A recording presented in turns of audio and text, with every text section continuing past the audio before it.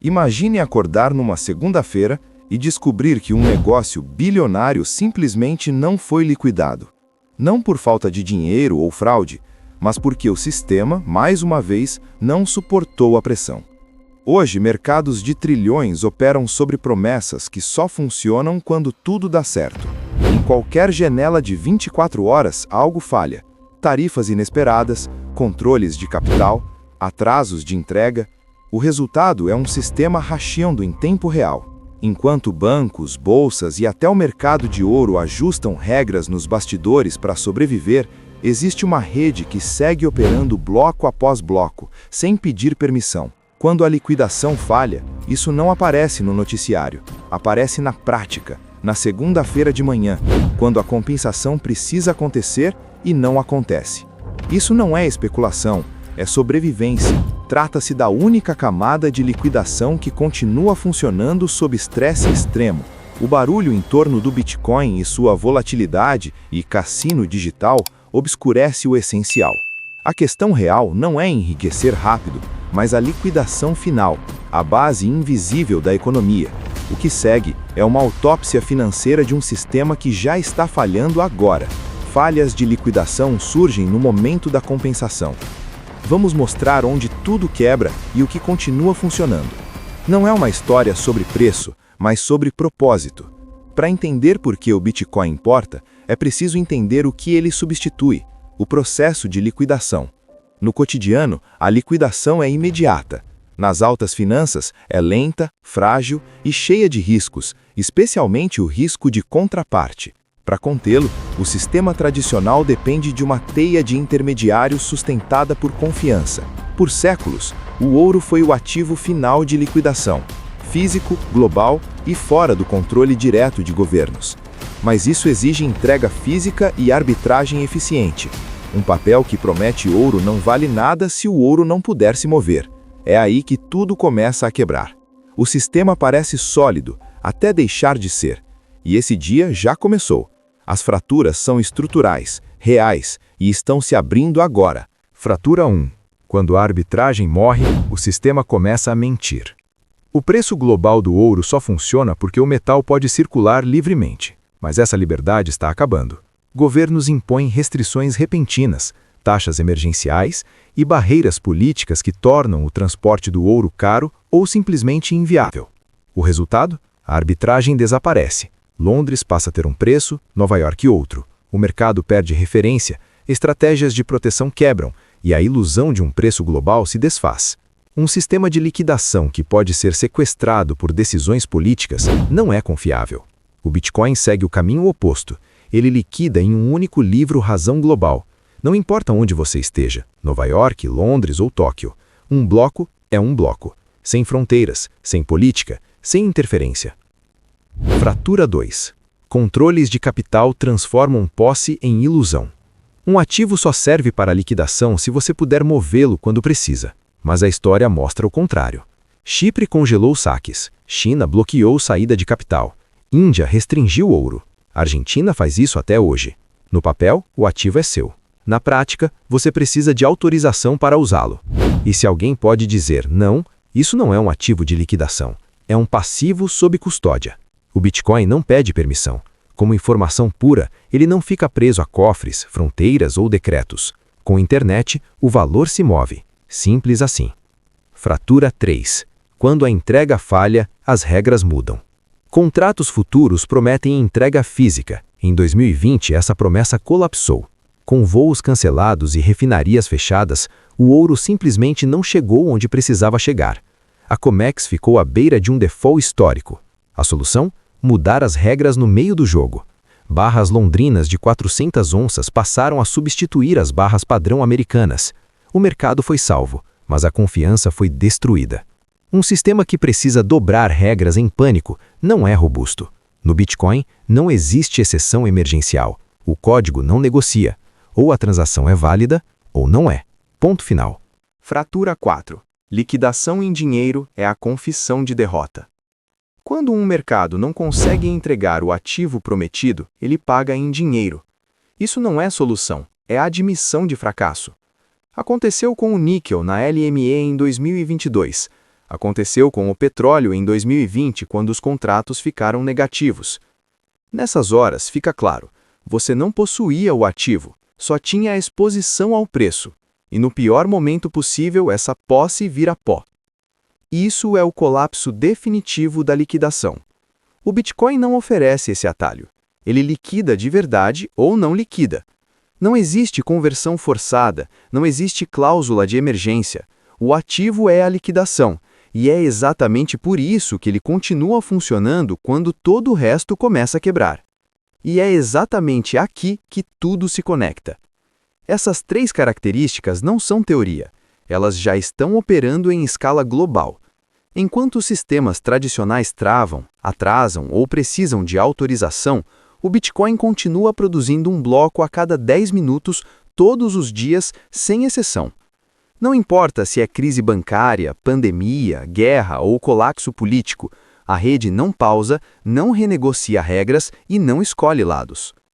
Agora pense em uma liquidação internacional grande, do tipo que realmente importa. No modelo antigo, isso envolve advogados, bancos correspondentes, custodiantes, câmaras de compensação, fusos horários, fronteiras, regulações e dias, às vezes semanas de risco acumulado. Cada intermediário é um ponto de falha. Cada assinatura é um pedido de permissão. Com Bitcoin, o processo muda completamente. Valor é transferido diretamente de uma parte para outra, em uma única transação, visível para o mundo inteiro e final em cerca de 1 hora, sem intermediários, sem cofres, sem promessas futuras. A liquidação acontece no mesmo momento em que o ativo muda de dono. Essa é a virada de chave que muita gente ainda não percebeu. O Bitcoin não está competindo com moedas fiduciárias no dia a dia.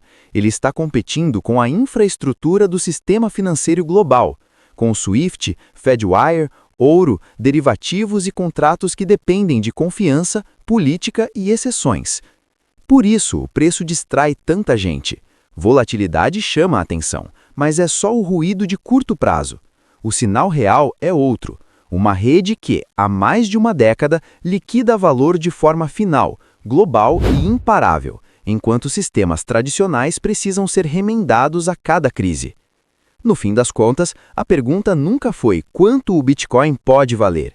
A pergunta correta é: o que acontece com o sistema financeiro quando existe, pela primeira vez na história, uma camada de liquidação que não pode ser censurada, congelada ou quebrada? E essa pergunta muda tudo. E é exatamente por isso que tanta gente ainda está olhando para o lugar errado. Enquanto o debate público gira em torno de sobe e desce de preço, memes e manchetes sensacionalistas, a infraestrutura do Bitcoin continua operando em silêncio, fazendo aquilo que o sistema tradicional tem cada vez mais dificuldade de fazer: liquidar valor com certeza absoluta. Mas aqui entra um ponto crucial que quase ninguém discute. Existe uma diferença enorme entre ter Bitcoin e ter algo que promete Bitcoin. ETFs à vista facilitaram o acesso e trouxeram capital institucional, sem dúvida. Mas uma cota de ETF é um direito custodial. Você está confiando em uma instituição para guardar o ativo por você. Isso reintroduz exatamente o risco que o Bitcoin foi criado para eliminar, o risco do intermediário. Você possui uma promessa, não o ativo. Não pode sacar, não pode transferir on-chain, não pode usar o Bitcoin como camada de liquidação. Contratos futuros vão ainda mais longe nesse distanciamento. Eles normalmente são liquidados em dinheiro, ou seja, você não está participando da rede, está apenas apostando no preço. É exposição financeira, não liquidação. O verdadeiro poder do Bitcoin aparece quando o ativo é mantido em custódia própria. Quando você controla as chaves privadas, não depende de autorização, horário bancário ou estabilidade política. A liquidação acontece porque o código permite, não porque alguém concordou. E é aqui que tudo se fecha. O ouro falha quando não pode ser transportado. O sistema bancário falha quando a confiança evapora. Os derivativos falham quando a entrega prometida não acontece. Todos esses sistemas compartilham a mesma fraqueza. Dependem de pessoas, instituições e exceções. E é exatamente aqui que a maioria das pessoas ainda se confunde. Ter exposição ao Bitcoin não é a mesma coisa que possuir Bitcoin. ETFs, fundos e produtos estruturados facilitam o acesso, mas fazem isso ao custo de algo essencial, a soberania sobre o ativo. Quando você compra uma cota, você volta ao velho modelo de confiança. Confiança de que o custodiante realmente detém um ativo. Confiança de que ele estará disponível quando você precisar. Confiança de que as regras não mudarão em um momento de estresse. É o mesmo risco estrutural com uma nova embalagem. O Bitcoin foi criado justamente para eliminar essa dependência, não para substituir um intermediário por outro mais sofisticado, mas para remover o intermediário da equação. Sem chaves privadas, não há posse real. Sem posse real, não há liquidação final. E quando você conecta todos os pontos, o desenho fica claro. O ouro falha quando não consegue atravessar fronteiras. O sistema bancário falha quando a confiança evapora. Os derivativos falham quando a entrega prometida não acontece. Todos esses sistemas compartilham a mesma fraqueza. Dependem de pessoas, instituições e exceções. O Bitcoin não. Ele depende de matemática. Não precisa de autorização, apenas de verificação. Não precisa de confiança, apenas de consenso criptográfico. É exatamente por isso que ele continua operando quando o resto entra em modo de emergência. Essa foi a autópsia financeira. Não de um colapso futuro, mas de um colapso em andamento. Um sistema global de liquidação pressionado por geopolítica, controles de capital e regras flexíveis demais. Em contraste, surge um novo alicerce. Código aberto, descentralizado, imutável e acessível a qualquer pessoa em qualquer lugar. O ouro quebra na fronteira. Os contratos quebram na entrega. O Bitcoin não quebra. E aqui está a virada final de narrativa. A maior inovação do Bitcoin não é o preço, é o propósito. Pela primeira vez na história, existe uma camada de liquidação verdadeiramente global, neutra e resistente à censura. Não construída sobre promessas, mas sobre prova matemática. À medida que instituições e até estados começam a entender isso, o discurso muda. Sai a especulação de curto prazo, entra a infraestrutura financeira de longo prazo. Então a pergunta certa nunca foi sobre quanto o Bitcoin pode valer amanhã. A pergunta real é: o que acontece com o sistema financeiro global quando o mundo passa a ter acesso a uma rede de liquidação incorruptível, aberta a todos? As implicações são enormes. Obrigado por acompanhar esse mergulho profundo.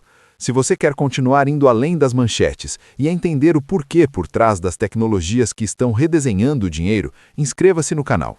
Nos vemos no próximo.